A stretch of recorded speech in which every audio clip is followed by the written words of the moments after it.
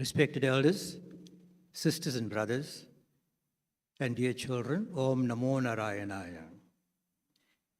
Firstly, I am grateful to our President, Revered Swami Swatmaraman Ji Maharaj, for affording me an opportunity to say a few words on this auspicious occasion of Navaratri.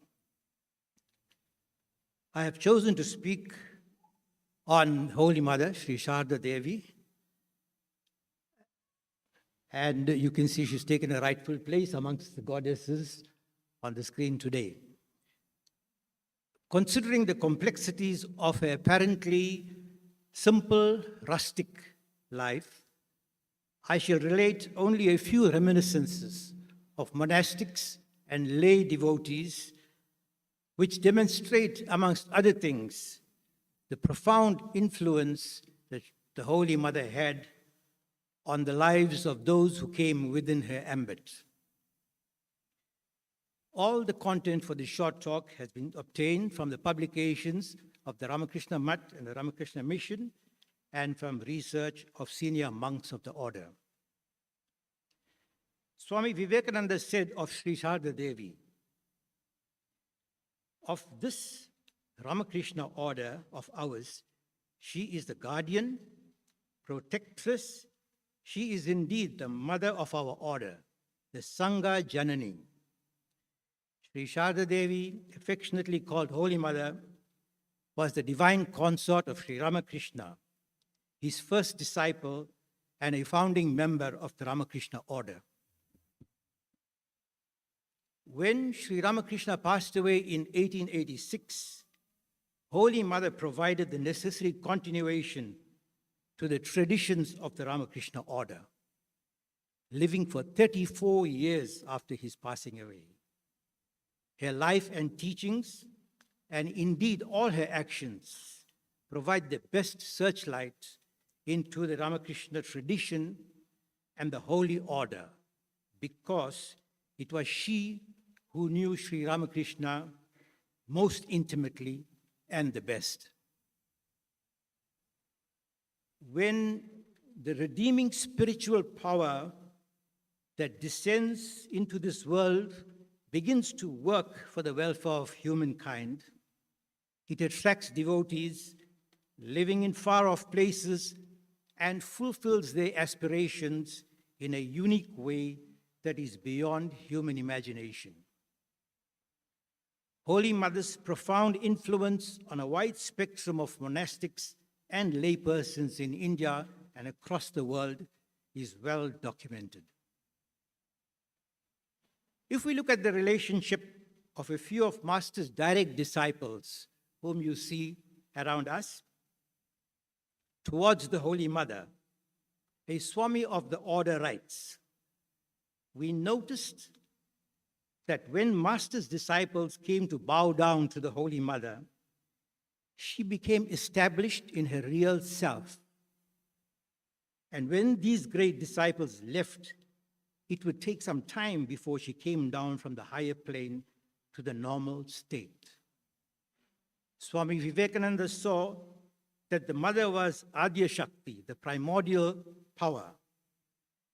He recognized that a jiva attains the knowledge of Brahman through her grace only. Swami Sharadananda, who served the mother for nearly 17 years, said to a young man, today you have received the mother as a guru. If you practice spiritual disciplines according to her instructions, you will realize that mother is the divine mother. Swami Vijayananda came to Udbodhan House to see the Holy Mother. He said, I was seated in Sharat Maharaj's room downstairs. I got a call from upstairs to go and bow down to the mother. While I was walking up each step, I could feel the lotus of each center of the Kundalini opening up.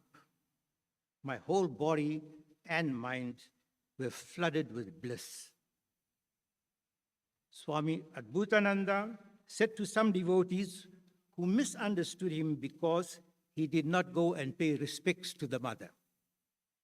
Look, is it so easy to understand the mother? Just imagine, she accepted master's worship. Only the master knew her real nature, and to an extent, Swamiji. She is Mother Lakshmi herself. It needs a lot of austerity to understand her grace. As indicated earlier, Holy Mother was Sri Ramakrishna's first disciple. He had transmitted the results of his sadhana to her.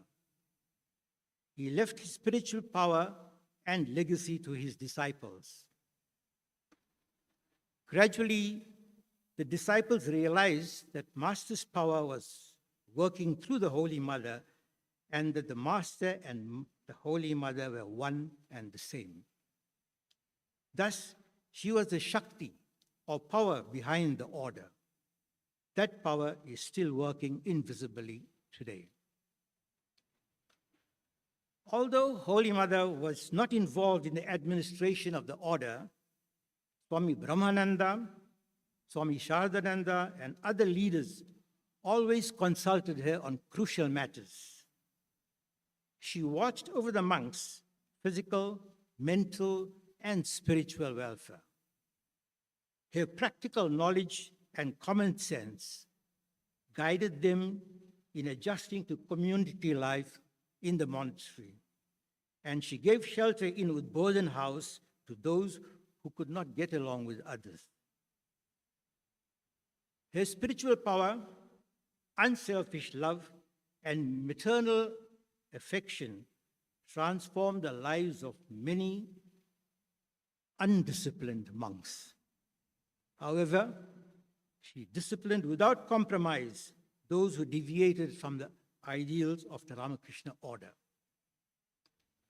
She also lifted their minds to a higher realm through her spiritual and sweet behavior.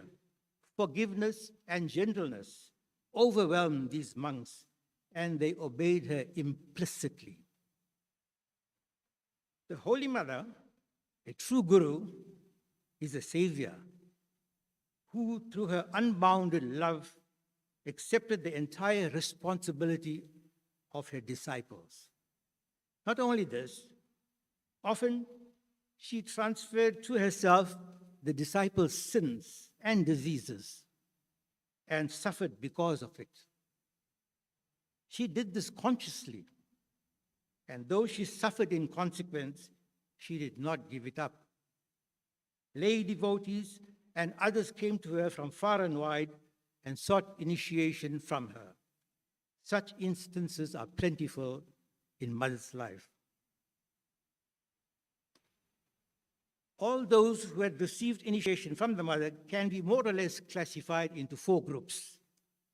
The first group of persons were those who had seen either the Mother, Master, or the Mother, or both, in a dream, even before coming to the Mother. The second group comprised of the distressed, that is, those who had been suffering from fatal diseases or because of being trapped in adverse circumstances. The third group of persons were those who had come to the Mother after having come into contact with the Master's devotees or having heard about her through some other sources. These persons were convinced that receiving initiation from her would do them good. The number of persons belonging to this group was the largest. The persons belonging to the fourth group were those who did not have any definite purpose in their coming to her, or rather came to her by chance after having moved about discreetly. However, all those who came to her were spiritual seekers, and life's events could have placed them into more than any of these four groups. Although the Mother thus suffered for her disciples' sins, her outlook on sinners was one of pity rather than of ill feeling. As she indicated to a devotee, Why are you afraid, son? Know that the Master is ever behind you, and I am there. Don't fear so long as I am your mother, for the Master has truly promised me. At the last moment, I shall lead by hand all those who will come to you. Her heart went out to the distraught and the repentant. For example, a woman of a respectable family who had misbehaved through some evil impulse became remorseful and by some good fortune came to the Holy Mother. She stood trembling with a sense of guilt at the doorway and said, "Mother, what will become of me? I am not fit to come nearer to you in this holy chapel." The mother stepped forward and, throwing her holy arms around the woman's neck, said, "Come, my daughter, come in. You have realized what sin is, and you are repentant. Come, I shall initiate you." There are instances where the mother had refused to initiate some of her devotees due to her ill health or for some other reason. Nevertheless, those who approached her earnestly, or those who longed for her grace wholeheartedly, without verbally expressing it, or even those who tearfully placed their requests before her, were never deprived of her blessings.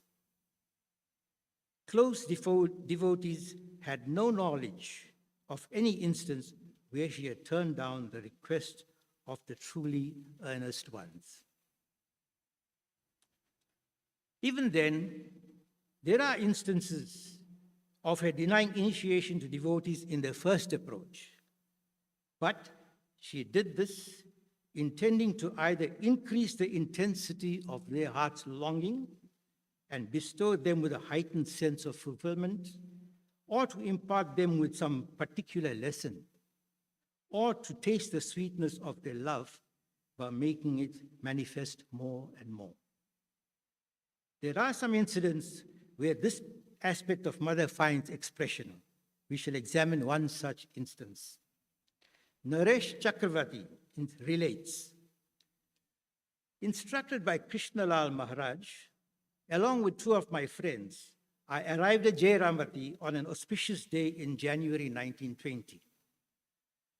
When a monk conveyed to the mother the intention of their coming, she refused to initiate them, saying that she was not keeping well.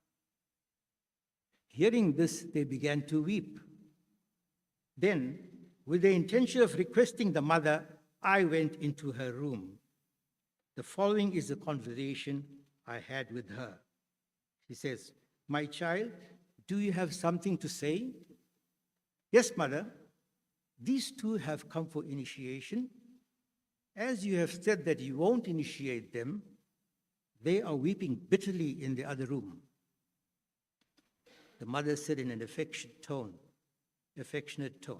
"Look here, my health is not quite good. I cannot initiate them now." "But mother, they are crying their eyes out. What about that? If you don't initiate them, who else will?" And mother makes a remarkable statement. She says, "You too are saying so. Who else will initiate them?" The great Swamis of the order asked her the same question. "Certainly, mother," he says. Then the mother said, "But what about their bodies, which are impure? Tell them to reside here for 3 nights. By staying here for 3 nights, the bodies will become pure.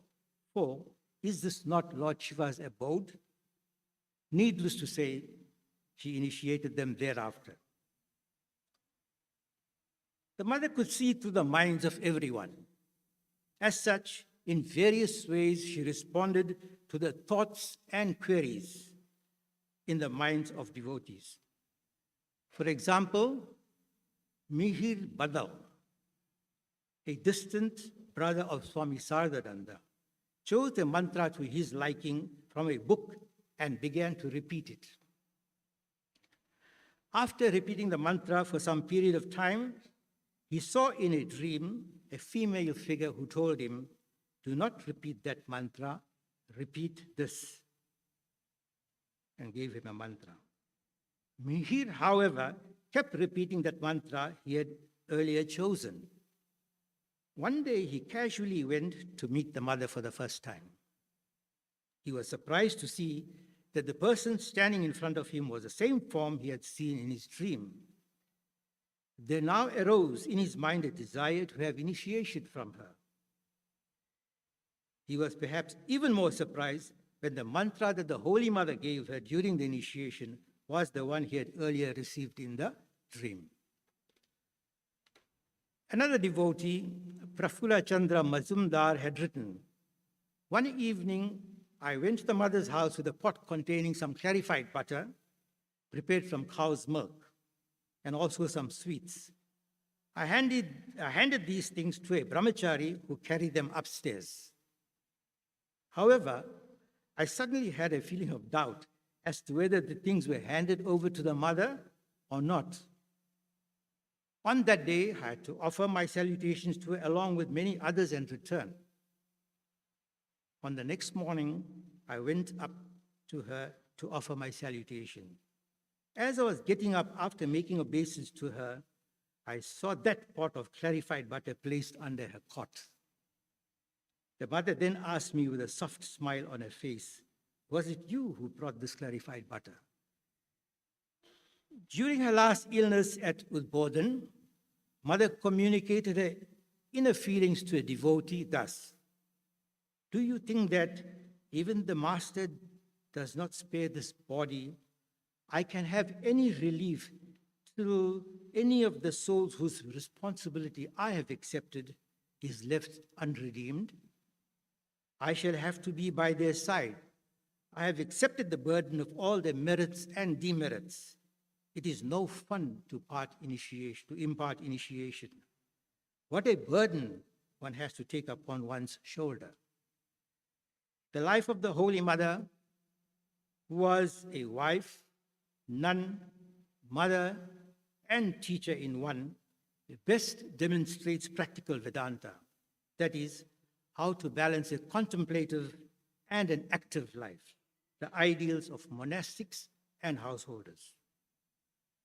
Her divinity, simplicity, patience, power of endurance, compassion, and concern for others, her active habits, service, motherly love, and grace bestowed on devotees, and many other qualities, both human and divine, are revealed in her life. In Sri Ramakrishna and the Holy Mother, the world has not seen such a couple before, nor witnessed such lofty spiritual experiences as theirs. They both have become symbols of moral and spiritual perfection for all humankind. May the Holy Mother, Sri Sharda Devi, bless us all. Hari Om Tat Sat.